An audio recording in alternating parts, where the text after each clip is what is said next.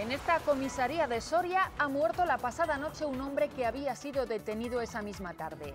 La policía lo arrestó después de que amenazara a varios clientes de un bar y ya en estas dependencias tuvieron que sedarle porque se mostraba muy agresivo, dicen. Horas después, el funcionario que lo vigilaba comprobó que no le respondía y tras un intento de reanimación se confirmó su muerte. Buenas tardes. Ya se ha abierto una investigación por la muerte de ese hombre detenido en la comisaría de Soria. Enseguida les damos más detalles. También nos vamos a Ciudad Rodrigo, donde la Guardia Civil investiga una posible agresión sexual en grupo. Los hechos se habrían producido esta madrugada. La joven dice que no recuerda nada y no ha presentado denuncia por el momento. La agresión sexual se habría cometido por un grupo de al menos 3 varones. Además, un corredor francés ha tenido que ser operado después de una acogida en el desencierro de la noche. Este domingo, 3 de marzo, es día de puertas abiertas en las Cortes de Castilla y León. Lo que se pretende año tras año con esta jornada es acercar la actividad parlamentaria a los ciudadanos de la comunidad. Hasta las 8 de la tarde se espera que pasen por aquí miles de castellanos y leoneses que podrían visitar el salón de recepciones del Parlamento o el hemiciclo.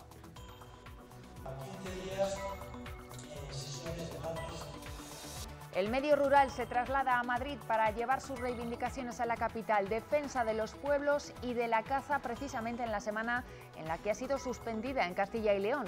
Dicen que es una forma de mantener el campo con vida y de proteger la agricultura y la ganadería. Y ya en la recta final del informativo volveremos a hablar de carnaval, pero con el color que le corresponde, con tintes de diversión. Recorremos algunos de los carnavales más ancestrales de la comunidad, como el de Carrizo de la Ribera en León con su antruejo. Personajes lunáticos infunden temor entre el público que acude a esta fiesta. Desfilamos en el Carnaval de Burgos con su cabalgata y también en Soria o en Segovia. El tiempo va cambiando poco a poco. Esta tarde ya empiezan a llegar las primeras nubes por el noroeste y al final del día pueden dejar incluso algunos chubascos que se repiten mañana. Además, las temperaturas empiezan a bajar, aunque esta madrugada las variaciones serán todavía muy leves.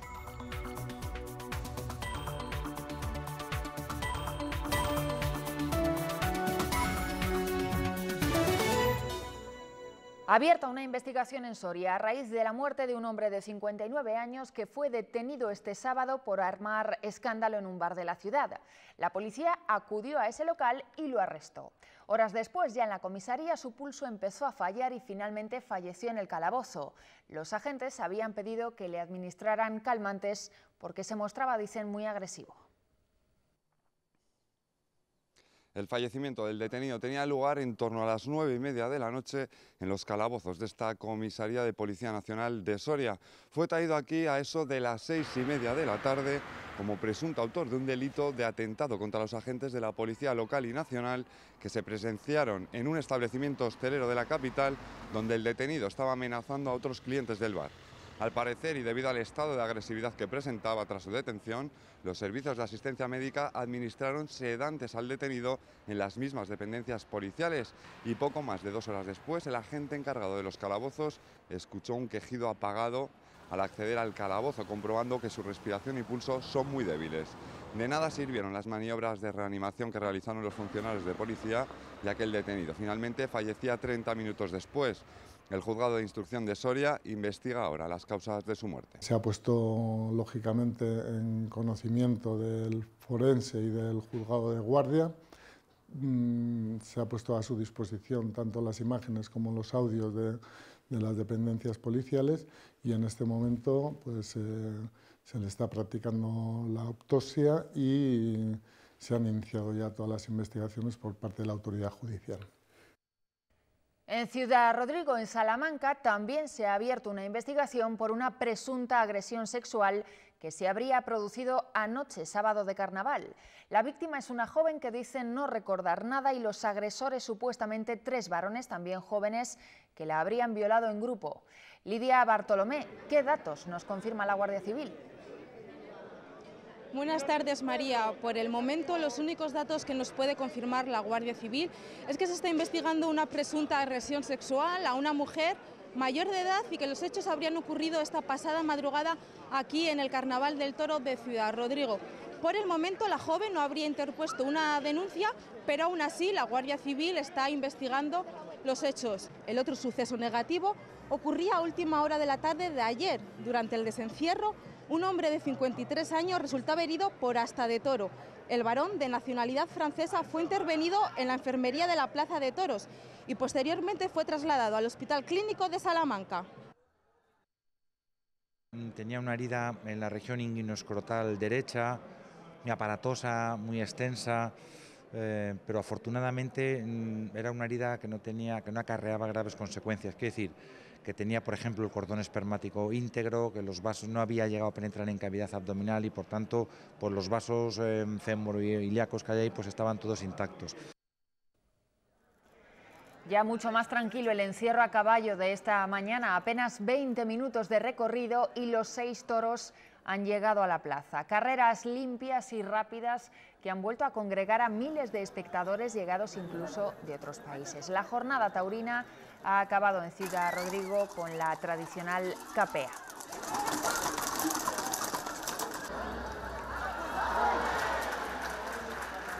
La Junta de Castilla y León se ha comprometido a erradicar el chabolismo de aquí al año 2020, una fecha que ya había sido fijada por la Unión Europea.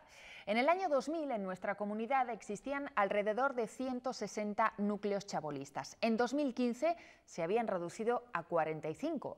Pero mientras los asentamientos descienden, lo que aumenta es el llamado chabolismo en altura. Bloques de pisos en unas condiciones que dejan bastante que desear. Es una cifra residual. En nuestra comunidad, los asentamientos chabolistas representan el 0,85%, pero hay provincias donde todavía tienen una importante presencia. Como es el caso de Burgos Capital, con un poblado chabolista importante, luego León u otras localidades. En estas infraviviendas viven en su mayoría gitanos. Con ellos se desarrolla un trabajo para que conozcan sus compromisos, deberes y sus derechos antes de pasar a una vivienda normalizada. No solamente dándoles una vivienda se va a solucionar el problema, sino que además estas familias necesitan un acompañamiento social, tanto desde el punto de vista económico, de la necesidad de prestaciones, desde el punto de vista sanitario o desde el punto de vista de educación. Pero este tipo de viviendas no son la única preocupación. Cada vez es más la presencia de lo que se denomina chabolismo vertical. Muchos de los barrios que se construyeron en los años 70, 80, entre los años 60 y 80 yo diría que bueno, pues hay que empezar a hacer un planteamiento de intervención, porque al final son o barrios segregados o también lo que nos ocurre es que estamos viendo infraviviendas. Una situación que afecta al 8,1% de la población gitana de Castilla y León. Yo vivía antes ahí. Almudena le muestra a su pareja dónde pasó su infancia y juventud. Pues vivía en una casa prefabricada, primero con mis padres, y luego cuando yo ya me casé me quedé ahí. Esto era el poblado del Tejerín. Hoy no hay nada, pero durante años fue el hogar de varias familias gitanas. El espacio estaba muy degradado, en parte porque fueron módulos que eran provisionales para 5 años y se alargaron a varias décadas. En todo momento estuvieron acompañados por la Fundación Secretariado Gitano. Su trabajo obtuvo un reconocimiento por parte de Naciones Unidas. Hoy Almudena nos abre las puertas de la que es su casa y nos habla claro. A mí no me la dan regalada. Yo también pago mi alquiler, pago mi luz, pago mi gas, y pago la comunidad y pago todos los gastos que yo tenga que pagar.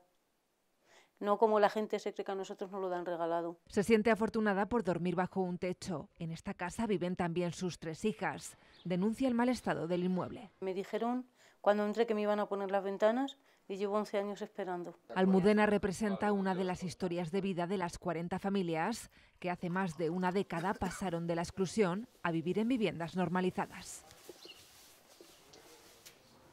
2 personas han muerto en el incendio de un edificio de 11 plantas en Barcelona. Según los testigos, se oyó una explosión y avisaron a los bomberos. 11 dotaciones de emergencias han trabajado para extinguir las llamas que se extendieron por todo el inmueble, que ha tenido que ser completamente desalojado. En Castilla y León, 4 de cada 10 personas tienen contratado un seguro de decesos, un dato que en comunidades como Extremadura asciende al 70% de la población. Esta póliza, a pesar de no ser obligatoria, tiene una gran tradición en nuestro país. La asistencia psicológica o el borrado digital son algunos de los nuevos servicios que ofrecen estos seguros.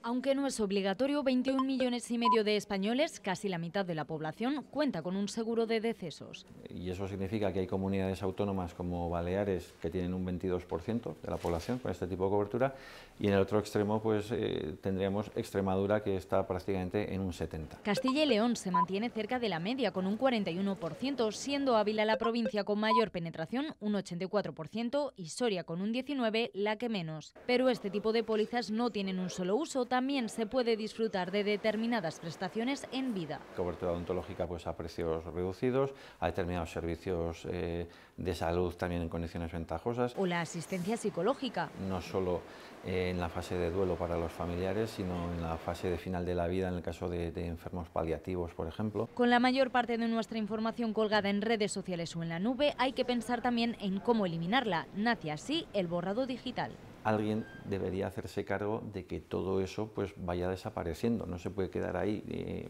eternamente. Y para los que piensan también en el futuro del planeta, se ha inventado el ecofuneral. Certificar el servicio con materiales biodegradables, amables con el medio ambiente. Con un precio medio de 50 euros al año, el seguro de decesos es la póliza no obligatoria con mayor inclusión en nuestro país. Manifestación en Madrid en defensa del mundo rural y las tradiciones. Así rezaba la convocatoria, que ha sido respaldada por varios miles de personas llegados de distintos puntos de España. Esta movilización se ha convertido además en una defensa de la caza después de la suspensión dictada por el Tribunal Superior de Justicia de Castilla y León. Basta de abusos es uno de los lemas escuchados. Aseguran que se está poniendo en peligro el ya complicado futuro del medio rural. Una manifestación que ha estado respaldada por cargos políticos de PP, Ciudadanos, Podemos y Vox.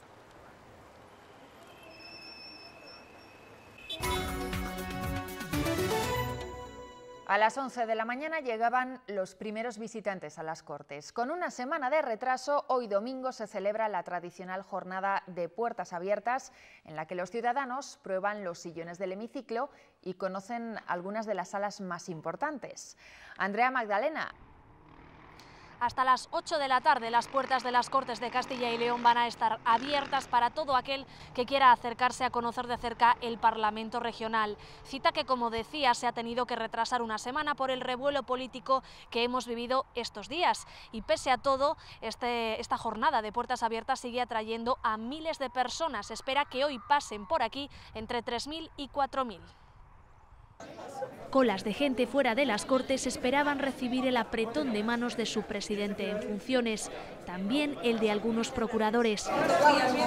Algo me acuerdo, por eso venía, para recordarlo. Por verlo, porque no lo conocíamos esto y a ver cómo es. Así, con esa curiosidad, se acomodaban en uno de los lugares preferidos, quizá por ser el más imponente. ¿Dónde estamos ahora? El hemiciclo. Nos ha explicado un poco pues, la composición de las butacas o de los sillones. Han visitado la biblioteca, sala de comisiones y, como novedad este año, el salón de recepciones. Es un centro a su entera disposición y es un centro donde se realiza una actividad legislativa muy importante que acaso muchas veces no es conocida, pero que se realiza siempre en favor de todos los castellanos y leoneses. Se celebra el 36º aniversario del Estatuto de Autonomía. Que fue el 25 de febrero. Y aunque muchos no vienen atraídos por el fondo... Político no, más bien cultural, sí. Contemplan minuciosos este majestuoso Parlamento. A mí es que me gusta un poco más antiguo, pero vamos, hay que reconocer que es un edificio bonito. Habiendo visto el de Fuensaldaña, muy grandioso, muy grande. Y para amenizar, música para esta jornada de puertas abiertas.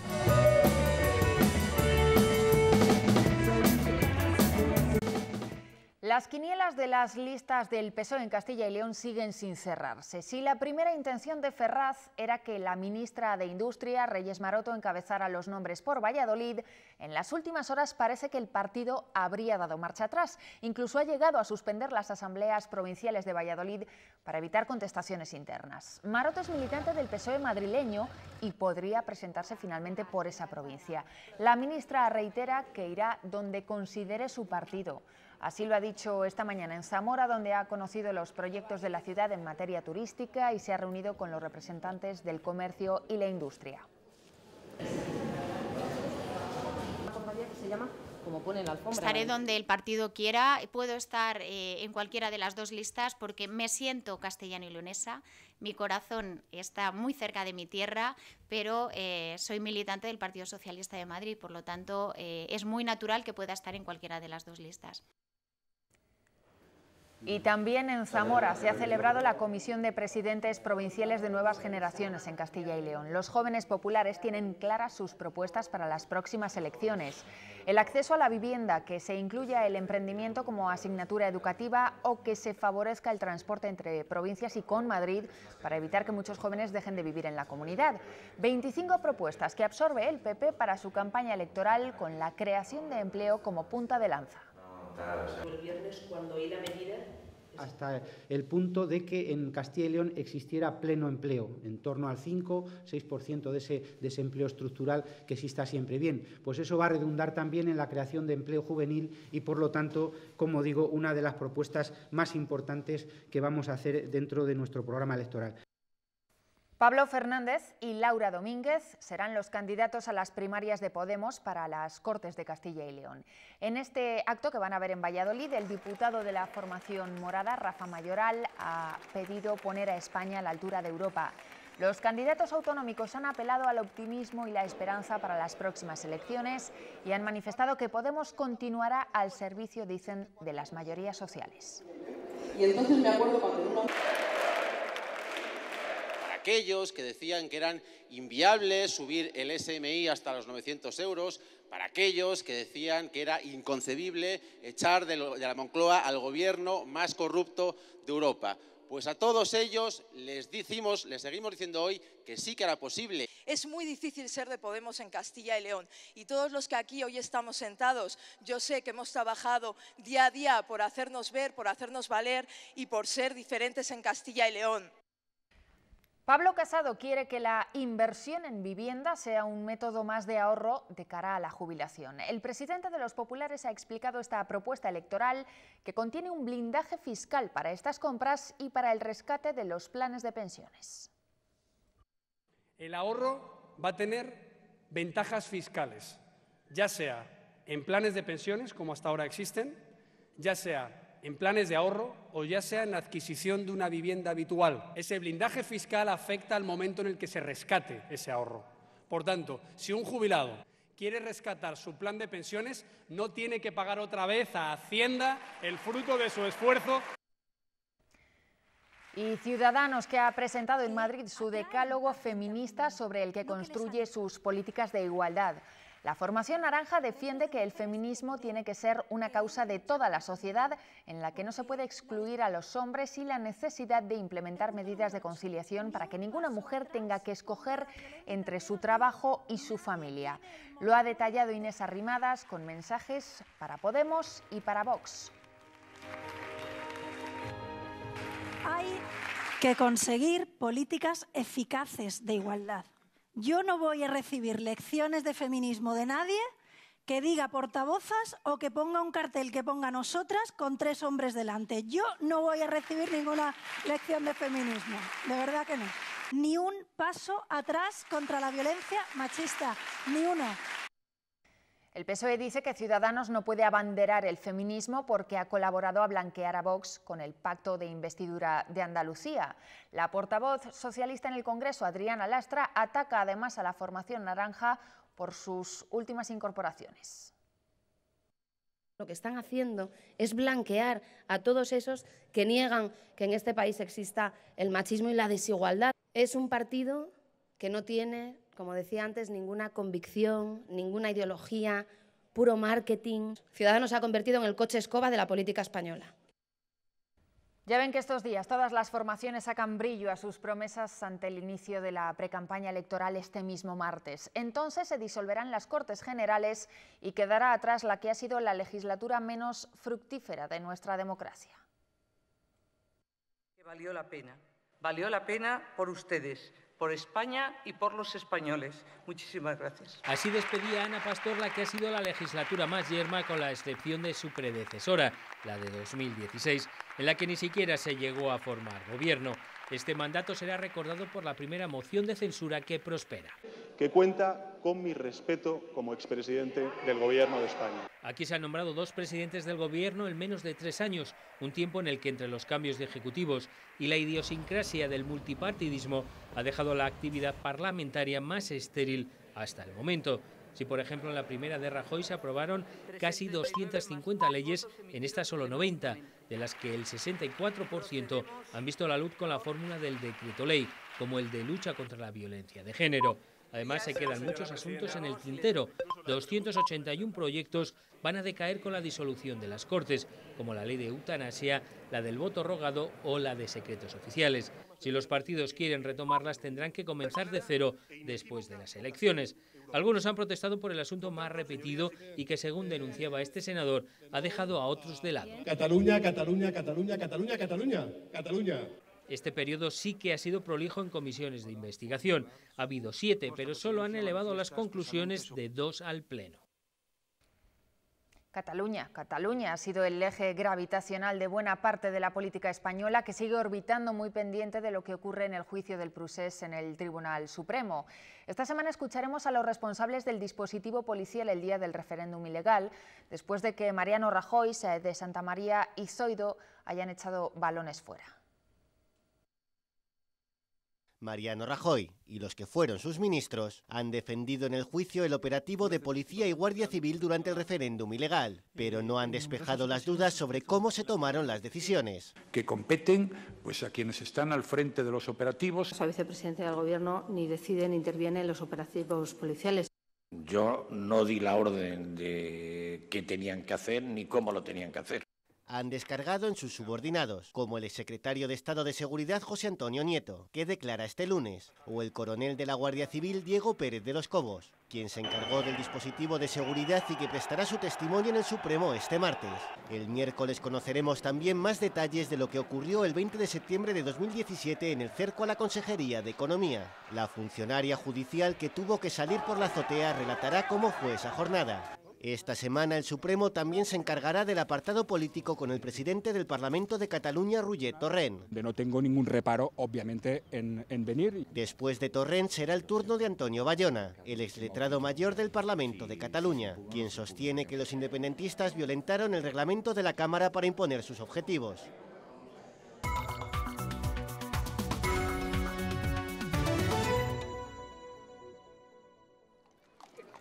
Como cada año, cerca de 300 vecinos reviven en primera persona uno de los momentos más importantes de la historia de Tordesillas. Pues nervioso, sí impresiona. Una vez que llegamos todos aquí y empezamos a ensayar, pues ya... Sí, es responsabilidad siempre, de si te tuerces, no te tuerces, haces los giros bien. Nerviosos y contentos a la vez porque vamos a recibir a nuestra reina. Han sido meses de preparación para llegar a esto. Te tienes que implicar, y más en un acto como este, de recordar algo histórico, algo olvidado y algo importante para Tordesillas. Todo el año estás pendiente de ello, pero luego es muy difícil porque tanta gente, repartir las ropas, el designar cada uno su puesto, es difícil. Pero si alguien vive este Día de la Reina de forma especial, es ella. María Gallego es la reina Juana. Pues para mí es muy emocionante. Espero que se alargue todo lo posible para disfrutar, intentar hacerlo bien, no caerme del caballo, que no ocurra nada, bueno, que todo salga bien. Ella es la protagonista de esta recreación en la que Tordesillas regresa al año 1509, cuando la reina Juana I de Castilla llega a la villa con el féretro de su esposo, Felipe el Hermoso, su hija Catalina y un gran séquito, y es engañada para permanecer encerrada hasta su muerte 46 años después.